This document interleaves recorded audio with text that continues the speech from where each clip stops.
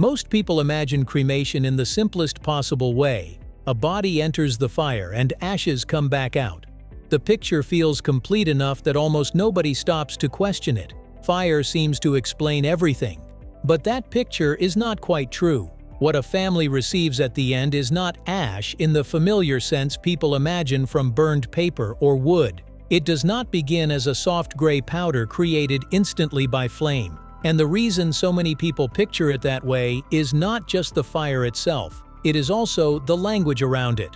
The word ashes has quietly made the process seem cleaner, simpler, and more immediate than it really is. So what is actually inside the urn, and why do we still keep calling it ashes? Let's get into it right here on Secrets of Simple Things.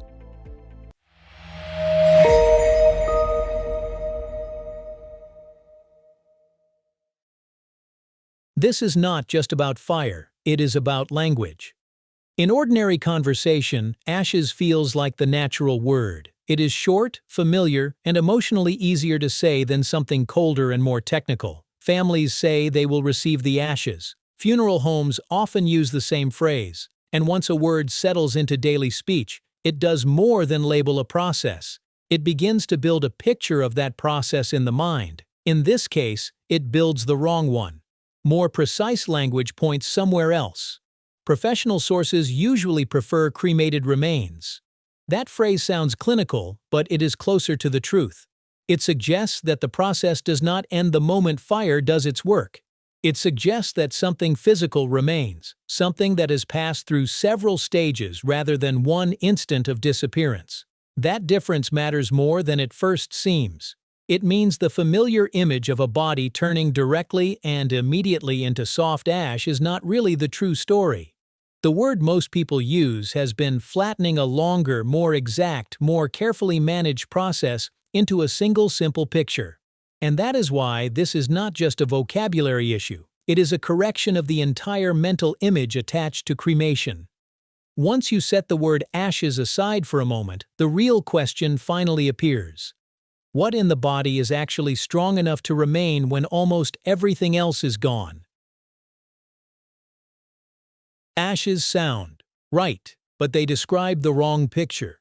When people hear ashes, they usually picture the remains of paper, wood, or a fire in a fireplace. That image is light, soft, loose, and immediate. It suggests that flame touched a material, consumed it, and left behind a fine gray residue that clearly belongs to the fire itself. That is why the word feels so natural in the context of cremation. It borrows a picture people already know, then quietly places that picture over a very different process. But cremation does not really fit that image. In more accurate definitions, the body is not described as instantly becoming ash. The process is described as reducing human remains through heat and then further processing until what remains has been taken down to bone fragments and then beyond that into a finer form. That wording changes the picture completely. Cremation is not one instant of conversion. It is a gradual reduction. Different parts of the body do not respond to heat in the same way. What disappears first is not the same as what lasts longest. That is the point the word ashes tends to hide.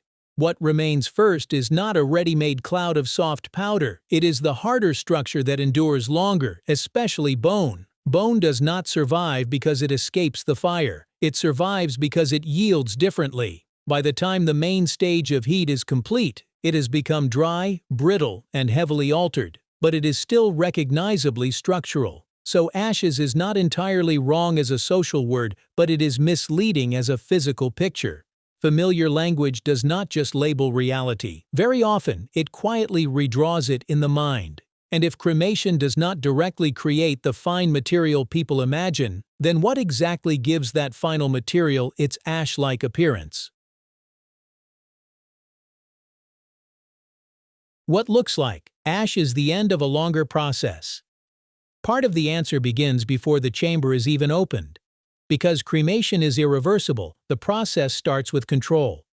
There is paperwork, consent, permits, and identification. The body is received, documented, and connected to one person from beginning to end. That chain matters because what is later returned is not treated as an anonymous byproduct of fire, but as the final recoverable remains of one individual. Personal items are usually removed unless a family requests otherwise. Certain devices, especially battery-powered implants such as pacemakers, have to be taken out before cremation begins because extreme heat can make them dangerous. Even here, the process is not simply about fire, it is about preparation, exactness, and making sure nothing enters the chamber that should not be there. Only then does the body move toward cremation itself, usually inside a combustible container. And even then, the body does not vanish in a flash. The main stage of heat can take hours, depending on the circumstances. It is better understood as steady reduction than sudden destruction. Softer tissues break down first. What remains longer is the denser mineral structure of bone. After the heat has done what it can, the chamber does not simply reveal a neat bed of soft ash waiting to be scooped up. What remains is still largely structural. That material is then carefully recovered. Any metal left behind from implants, screws, dental work, or other sources is separated out. What is left after that is still not quite what most people imagine when they hear ashes. It is made up of dry, fragile bone fragments, visibly solid and uneven. Only after this stage does the next transformation happen. Those fragments are processed into much smaller, more uniform particles. This is the step often called pulverization, and it is crucial to understanding the whole process. The final material looks ash-like, not simply because fire created ash in the ordinary sense, but because the last visible structure was reduced further until it no longer looked like bone at all. That is the real shift in understanding. What people call ashes is not the direct instant output of flame alone. It is the result of heat, recovery, separation, processing, and pulverization working together. Fire is essential, but it is only one part of the sequence. The urn holds the final form of what remained after the body was reduced as far as heat could take it, and after that, remainder was handled and refined into a form that could be returned. This also helps explain why cremated remains do not always look the way people expect. They are often described as white to gray, but the real appearance can vary. Heat level, length of exposure, conditions inside the chamber, and contact with different materials can all affect color and texture. That is why some families describe cremated remains as pale, coarse, grainy, or even slightly pink rather than soft gray ash. Far from contradicting the process, those differences reveal something important about it. They show that what is being returned is not a single uniform kind of ash in the popular imagination. It is the end result of a controlled physical process acting on material that did not all respond to heat in the same way. And once that becomes clear, the next question becomes even more interesting. If ashes is not the most accurate word, why has it remained the word almost everyone still uses? Some words survive, not because they are true, but they are easier. That may be the most human part of the whole story. A phrase like processed bone fragments may be closer to the physical truth, but it is too stark, too technical, and too direct for ordinary speech. Cremated remains is more accurate and more respectful in formal contexts, but it still sounds administrative, almost like paperwork. Ashes, by contrast, is simple.